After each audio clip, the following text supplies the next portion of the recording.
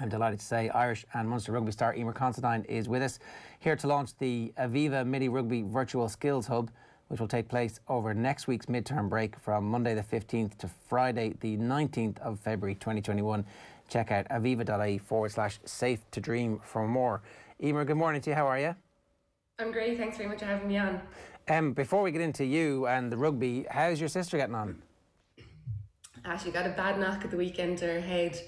But she actually doesn't remember the bang, doesn't remember the game, doesn't remember much around what happened, but she just has a bad headache at the moment. So obviously just going to do her return to play protocol. I'm actually not sure what the AFL's protocol is with the time difference, and she's kind of been a bit sleepy and groggy. We haven't actually been chatting properly to her, so I don't think it's similar to what we have here, that she might be in with a chance of going back on at the weekend. And the fact that she still has headaches and symptoms means she probably won't be allowed to play anyway. Yeah, which I'm sure you're glad of from this distance. It's obviously always very hard when anybody you know and love ends up getting injured, but it's obviously all that more difficult when she's so far away. Yeah, like I think Mam was watching the game and she was down for probably 2 minutes or so, but when someone close to you is down on the ground, like Mam said, it felt like a lifetime, but it actually wasn't that long. But yeah, she's in good hands over there. Like the fact that we've been over, we've met the girls, we've met the family she's staying with, I think that puts Mam's mind at ease a little bit, knowing that she's in really good care. And the Crows are a great club and they're all about family, and knowing that she hasn't got her family over there, you know, they're all buying into it and helping her through it. So at least that's one thing for us. But yeah, it's never easy when someone's on the other side of the world and gets a knock. What actually happened, Eimear, for people who didn't see the game? So she was just on the run with the ball and someone came from behind her. And in rugby, that kind of a tackle is fine. You can just grab their legs or ankles. But what happened is in AFL, they try and wrap the ball, because if you have had an opportunity to release the ball and you get wrapped up, it's a turnover to the other team.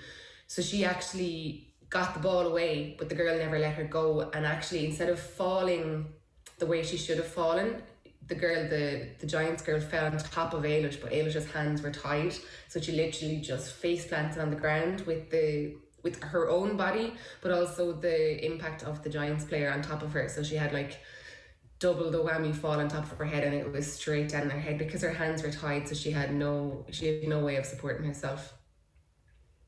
So the girl actually has got a 1-match ban as a result of that. Right. I think it's 12 days is the minimum protocol anyway, so she probably would have been missing next weekend. Fingers crossed the symptoms dissipate pretty quickly and she gets back fairly soon. Other than that, we've been talking to a bunch of the players who've gone out to play in the AFL, and they're all having the crack. It's been, I'd say, quite jealous-inducing for most people watching them have that normal lifestyle where they're out, no masks, and largely partying and having the crack. Yeah, plus the weather, between the weather and all the fun they're having, it's really hard to wake up in the morning time and look at their Instagrams. But I think that was the one thing that Eilish found really difficult when she went over, because they're essentially treated like slaves. They're shipped from they're on a plane and then they're brought straight from the airport in with army guys in a bus, and they're very, very strict about it, and then they're shoved into the hotel rooms and not allowed outside for 14 days. So to go from that to walking outside the door and nobody wearing masks, nobody social distancing, no restrictions, crowds at games, it's bizarre. And she found it really hard to adjust at the start, because she'd been here obviously through all the lockdowns.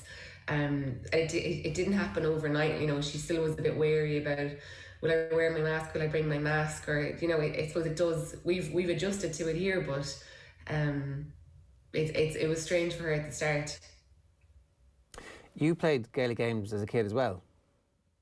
Yeah. The crossover of ball skills and all that kind of stuff, did it help you as a rugby player? Do we just take that for granted, or was it actually something real that you experienced when you got serious about rugby?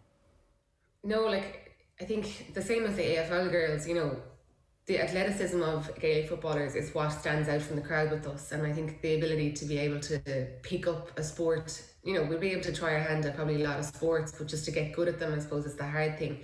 And similar to what Eilish said, it wasn't the physical side of things that was difficult. And the same for me, it wasn't the physical side of the running and the catch pass. And the skills came easy to me, but it was the game understanding that was just so hard, because they're completely different completely different games, and even going from 7s to 15s, you know, they're completely different games as well. But I found the hardest challenge was the actual, wasn't the tackling, wasn't the passing, wasn't, you know, the rucking, because we were able to do them in isolation, and you know, you're doing a drill, right? The aim of this drill is to pass, great, easy. Put that into a game, and your decision making, it's the learning how to pass under pressure, or learning when to pass and what's the right time, and should I have passed or should I have carried. And it was the game understanding that I completely lacked in. I didn't understand, and obviously, like, it's still a work in progress, but that was the hardest thing. And Ayla said the same thing when she got there, that things that she thinks, like in Gaelic football, she'd automatically think to cross the ball, you know, switch the play. In the AFL, they want you kicking it down the channel on top of the people that are there, and to Ayla, that's bizarre. She's kicking the ball away, it's a 50-50 ball, but in the AFL they want her doing that because I suppose it's less risky. So she's had to change her mindset as well, and you know, bring the skills she has had from football, transfer them over, but also play a whole new ball game essentially, because the tactical side of things is completely different. Her first week training, I think the head guy of the Crows, Phil Harper, said to her, you know, how did you find all that running? So obviously it was pre-season, and she said, you know what, it was the first time that I didn't have to think. Whereas the rest of the training session, your brain is just fried from trying to think of what's this drill, what's the aim of it, you know, the skills here, where should I be, am I in the right position? Whereas when she just ran, you don't have to think about it. So she said the easiest part of this was actually doing all the conditioning, which you never would, I don't think anyone would actually usually say. Go on, all that running is suddenly a release. Go on. But I was just going to ask you, from your perspective, how did you manage to build up that game smarts? Is it just from practice? Is there a coach who can actually teach you very specific things? Can you watch tape? What worked for you personally? I think it's a mixture of both. I think, you know, you can see things in the game and you can see it happen in front of you, but until someone actually points it out and says, look, he did this or she did this, and this is why this happened, or that's why that break was made, or did you see the line that she ran there, and as a result of that, that's what happened. Or I think you need to watch the footage, but you also need someone there to coach you and be in your ear and tell you, you know, what's a better decision here, or look at a scenario and say, look, okay, what options does the player have here, A, B, and C? And I think that's the only way you're going to learn, is by watching. Yes, playing helps, but you have to analyse footage and analyse other players and pick players out that are in your position and see what they do well. And that was key with me, was looking at players and seeing what they did well. And, you know, I found at the very start of rugby, I wasn't sure how to get off my wing. Like I found that, like, yeah, when I hang on my wing, I get the ball, but then I wasn't getting a lot of ball, and I could go a game without touching the ball. So I watched clips of Keith Earls getting off his wing and popping up inside 10, outside of 10, and in the back door, and trying to figure out what he does, because he gets on the ball quite a lot for a winger off his wing. So like little things like that, and that's what I'd be encouraging other people to do if they are, you know, looking to improve their games. What specifically was Keith Earls doing that impressed you? It was just his work rate. It was, you know, a lot of wingers will just stay on their wings and wait for everyone else to get the ball, but that gets boring, gets frustrating sometimes when the ball isn't coming out, depending on who you're playing against or what kind of defensive line speed a team has. Like, you know, wingers mightn't get the ball.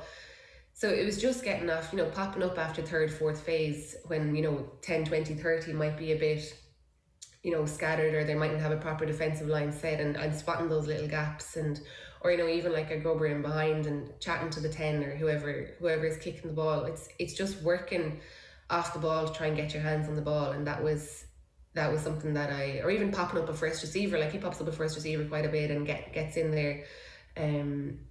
So those kind of things.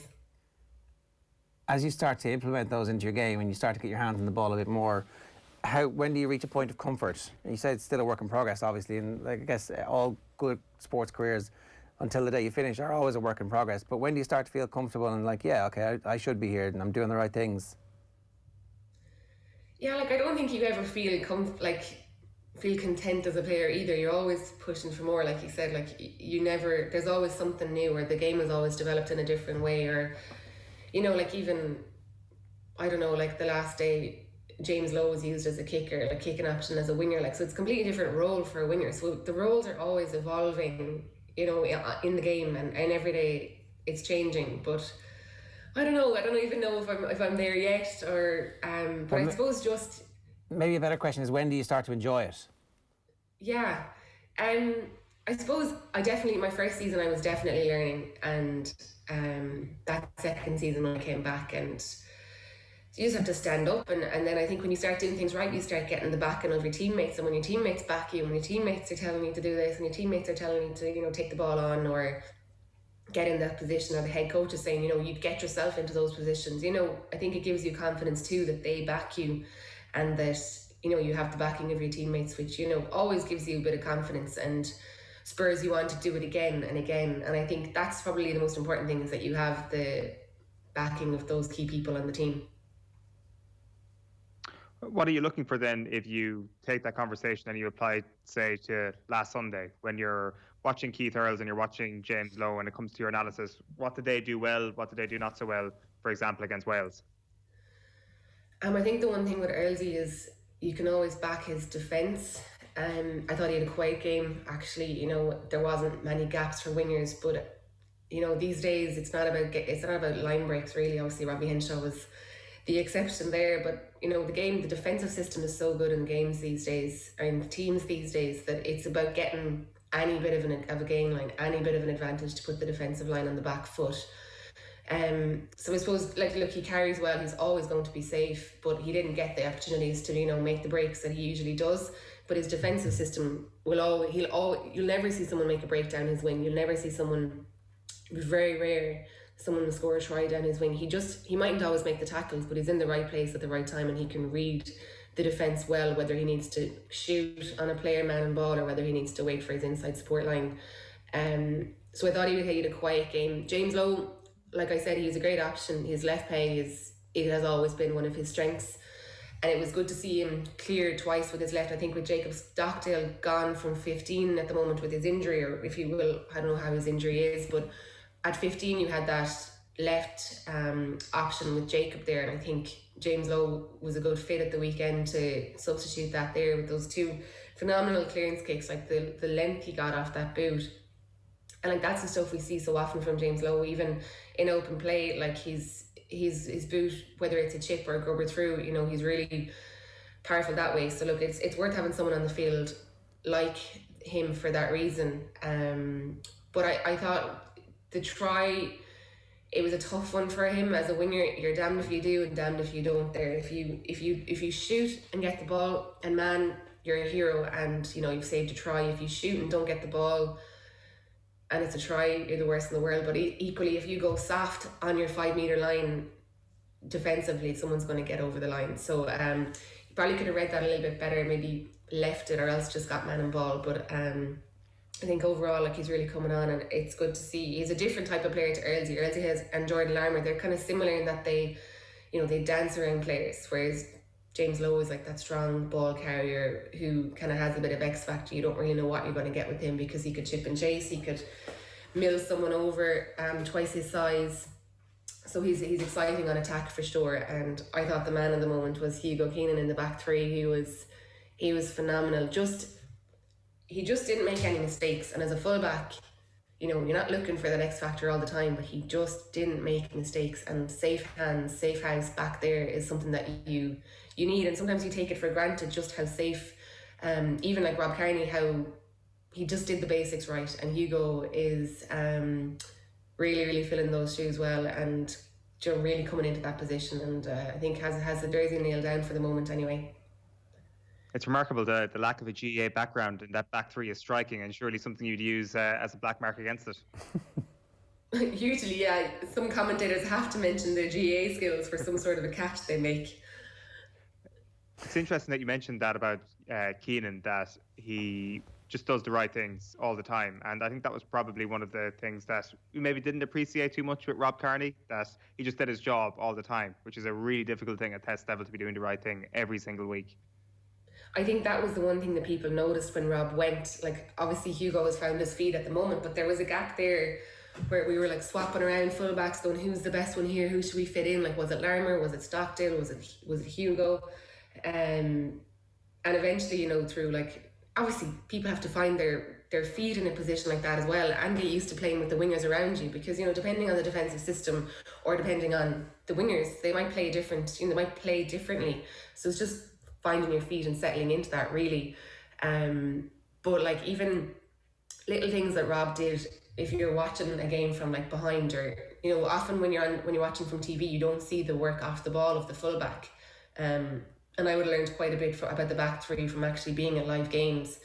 And it's the stuff they do off the ball, like showing the 10 the space in behind, but then the minute they've made the decision to kick, you've already cut that space out, and the 10 looks like a fool for kicking the ball straight at the 15. But what the 15 has done was timed their run, so that there is that space, so that the space is cut out. And it's the little things like that that we probably didn't acknowledge at the time, and Hugo's really doing a great job at it. Like, he mopped up everything there in the backfield, and just like I said, had really, really safe hands. Are you jealous watching these games happening at the moment, going at some point soon I'd like to be out there? I think the fact that the schedule was announced last week makes it a little bit easier. Had there been no schedule fixed, or had there been no Six Nations games, in the horizon, I think it would have been hard to watch it. But like, it's always so exciting watching the Six Nations games, and it even gets us more excited for our own games, knowing that there's a chance, and it will actually happen for a change. Because we've been talking to some of your teammates, I think it was like at the start of last month, and training was like full bore, as if it was going ahead on the normal schedule, and then news came that it had been put back. So what's the schedule like at the moment in terms of training and preparation? Yeah, so after we got that announcement, we had 2 weeks off. So we were like, oh great, we're back to pre-season number 4. It was just like poor Orla, our S&C. I feel like she's done so many different schedules this year, depending, obviously, trying to taper us off for games. So she was building us up to Six Nations, and the next thing, cut again. So we had 2 weekends off there, which was actually lovely to have, because we trained the whole way through November, December, so it was nice to do that. But we were back in at the weekend, and like, the change already, knowing that you have games, like, it's great to be training, but knowing that Six Nations is actually coming up now, there's so much more bite at training, and like, there's jerseys up for grabs, so girls are fighting for those jerseys. And again, at the end of the day, there's only 23 jerseys on a match day, and you can see the bite and the fire there already at training. So we're training this weekend. We were in last weekend, we're in this weekend, and we have a weekend off, and then after that we're full steam ahead until Six Nations. So it'll be busy, but I'm looking out the window here and there's snow, so I'm really happy that it's going to be in April and I don't have to play in some sort of snow. It's a slightly different type of Six Nations. You don't play everybody. There's 2 groups. I think we're in with France and Wales. What's the level of expectation ahead of a tournament like that? Yeah, look, it's a different format this year, obviously, because things are very different this year, and I suppose expecting teams to travel and do the amount of travel that's required within the Six Nations is probably difficult to monitor these days. But yeah, we've got to bye in the first round, and then we play Wales in the first game and then France in the second game. Look, Wales weren't good last year. They'll be disappointed with how they performed. And they're always a tough team, they're always tough to break down, but like, we'd hope to have, we'd be looking to win that group. But I know people often say France are up there, they're semi-pro. They are, but Scotland drew with them last year. Italy beat them the year before in the Six Nations. Like, on any given day, with a good defensive system and a bit of heart, any team can get beaten. We played against France in a training camp there last November 12 months ago, and I think it made us realise that, like, look, they're not as good as we think they are. Like, they're the same as us. Like, we put it up against them in that training camp, and we actually never got to play them in that Six Nations, and then obviously never got to play them in November. But like, we can't wait to get a crack off them again. And like, everything in our squad has improved. Like, our defensive system has improved. We've gelled together as a squad. We finally have some continuity together as a squad, where we know how each other play. We've been together for the guts of 3 years under Griggsy, 4 years under Griggsy here, and I think everyone's finally, like I said at the start, everyone backs each other to make decisions, and it's not just our 10 that jumps into first receiver. Like, if everyone knows the plays, backs or forwards, whatever it is, it's finally gelling together. So I think we're just super excited to get out and actually play. And we've done so much training.